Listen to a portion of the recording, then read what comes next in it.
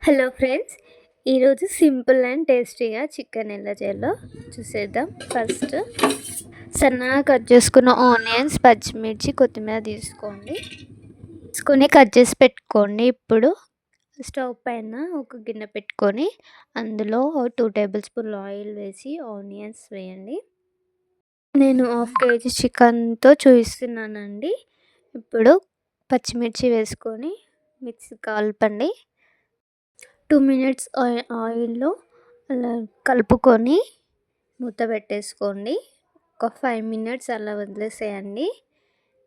ఇప్పుడు చికెన్ తీసుకొని ఫ్రెష్గా కడిగి పెట్టుకోండి. చూడండి, ఫ్రెష్ చికెన్ ఇప్పుడే తెచ్చారు మా హస్బెండ్. 5 మినిట్స్ తర్వాత చూడండి, ఆనియన్స్ అనేవి ఎర్రగా అయిపోయాయి, పచ్చిమిర్చి కూడా వేగిపోయింది. చూడండి, ఇప్పుడు నేను చికెన్ కట్ చేసి మంచిగా వాష్ చేసి పెట్టుకున్న సైడ్కి చికెన్లో ఆనియన్స్ అనేవి మంచిగా వేగాలండి ఆయిల్లో. ఇప్పుడు వేగిన తర్వాత కొంచెం పసుపు, అల్లం వెల్లుల్లి పేస్ట్ వేసుకొని కలుపుకోండి. చూడండి, ఇలా బాగా కలుపుకోండి, ఒక్క ముద్దలా అవ్వాలి. చూడండి ఎలా అయ్యాయో ఆనియన్స్. ఇలా వేగితే ఆనియన్స్ చికెన్లో టేస్ట్ చాలా బాగుంటుందండి. కొందరు పచ్చలు అలాగే చేస్తుంటారు. ఇప్పుడు ఇందులో చికెన్ వేసుకోండి. ఇప్పుడు 1/2 kg చికెన్ తీసుకొని అందులో వేసేసుకుంటున్నాండి ఆనియన్స్లో.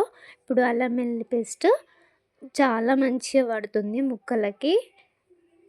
చికెన్ తీసుకొని ఇలా వేసుకొని కలుపుకోండి బాగా. పసుపు, అల్లం వెల్లుల్లి పేస్ట్ అనేది ముక్కలకి చాలా బాగా పట్టాలండి. మంచిగా కలుపుకొని 5 మినిట్స్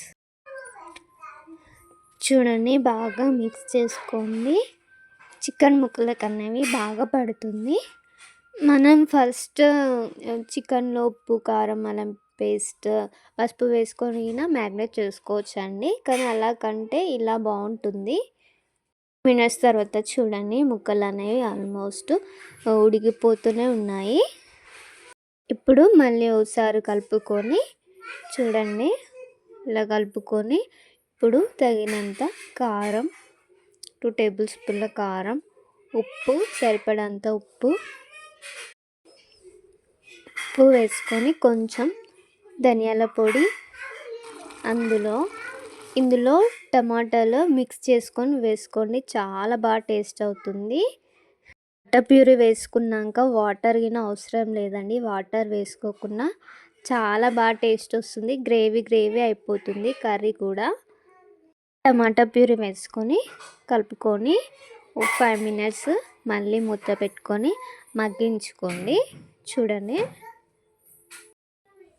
ఇలా ఈ ప్రాసెస్లో చేసే చికెన్ కర్రీ అనేది చాలా బాగుంటుందండి. వాటర్ వేయాల్సిన అవసరం కూడా ఉండదు. చూడండి, 5 మినిట్స్ తర్వాత నేను అసలు వాటర్ కూడా పోయలేదండి. టమాటా ప్యూరీ వేసినందుకు చూడండి ఎంత బాగా కుక్ అవుతుందో. ముక్కలు చూడండి, పీసెస్. కొంచెం కొత్తిమీర వేసి మళ్ళీ 2 మినిట్స్ మూత పెట్టి మగ్గించుకోండి. లాస్ట్లో ఇలా కొత్తిమీర వేస్తే చాలా బాగుంటుందండి. చూడండి, 2 మినిట్స్ తర్వాత మళ్ళీ ఇప్పుడు చికెన్ మసాలా కొంచెం మళ్ళీ గరం మసాలా వేస్తున్నా అండి లైట్గా. చూడండి, ఇప్పుడు కలుపుకొని మంచిగా కలుపుకోండి. మా పిల్లలండి ఒకటే అల్లరి చేస్తున్నారు. ఇందులో కొంచెం పెరుగు కూడా యాడ్ చేశానండి, ఆ క్లిప్ మిస్ అయింది.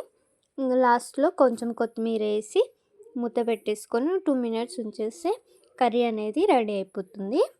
లాస్ట్లో కొంచెం నిమ్మరసం వేసుకుంటే టేస్ట్ బాగుంటుందని. ఈ ప్రాసెస్లో ఒకసారి చికెన్ ట్రై చేయండి, చాలా బాగుంటుంది. వాటర్ కూడా అవసరం లేదండి. చూడండి ఎంత చక్కగా అయిపోయిందో.